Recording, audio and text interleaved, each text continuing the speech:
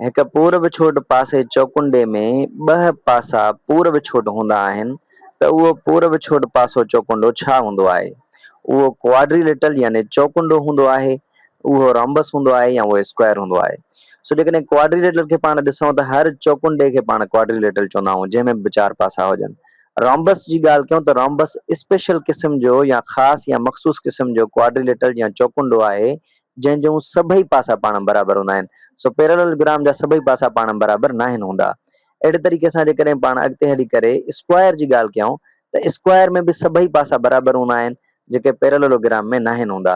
इन जो मतिलबु त पैरेललोग्राम क्वाड्रिलेटरल हूंदो आहे। सो अचो त पाण पंहिंजो जवाबु चेक कयूं त जवाबु पंहिंजो दुरुस्त आहे। सो हर पैरेललोग्राम बुनियादी तौर ते हिकिड़ो क्वाड्रिलेटरल या चौकुंडो हूंदो आहे जंहिं जा ॿई पासा पाण में पूरब छोट हूंदा आहिनि। हिन सवाल जे अंदरि दुनिया ख़तरे में पइजी चुकी आहे ऐं दुनिया खे बचाइण जे लाइ सुज़ाना हिकिड़े जादूगर वटि वञी पहुचे थी। जादूगर हुनखे चंद शिकिलूं ॾेई करे चएसि थो त रोम्बस ॻोल्हे ॾेखार।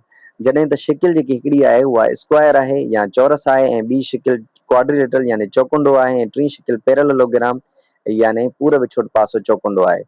सो ॿुधायो त दुनिया खे बचाइण जे लाइ हुनखे कहिड़ी तस्वीर चूंडणु घुरिजे? सो जेकॾहिं पाण पंहिंजी पहिरीं तस्वीर खे ॾिसूं त उहा स्क्वायर आहे। स्क्वायर जा चारई पासा बराबरि हूंदा आहिनि ऐं रोम्बस जा बि चारई पासा बराबरि हूंदा आहिनि। अञा स्क्वायर में हिकिड़ी शइ वधीक हूंदी आहे त हुन में हर कुंड 90 डिग्री जी हूंदी आहे।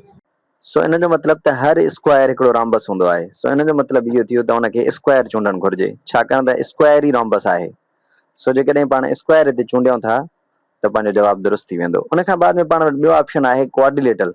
हाणे क्वाड्रिलेटरल हूंदो आहे चौकुंडो। चौकुंडो त कहिड़ो बि थी सघे थो न, रोम्बस बि थी सघे थो, मुस्ततील बि थी सघे थो ऐं पूरब छोट पासो चौकुंडो बि थी सघे थो, यानी कुझु बि थी सघे थो। त उहो ज़रूरी न आहे त रोम्बस हुजे। सो इन जे करे इहो ऑप्शन ग़लति आहे। ऐं टियों ऑप्शन आहे पैरेललोग्राम। पैरेललोग्राम जो मतिलबु हूंदो आहे ॿ पासा पाण में बराबरि हुजनि, जॾहिं त रोम्बस जा 4 पासा पाण बराबरि हूंदा आहिनि। इन जो मतिलबु इहो थियो त हीउ ऑप्शन बि ग़लति आहे।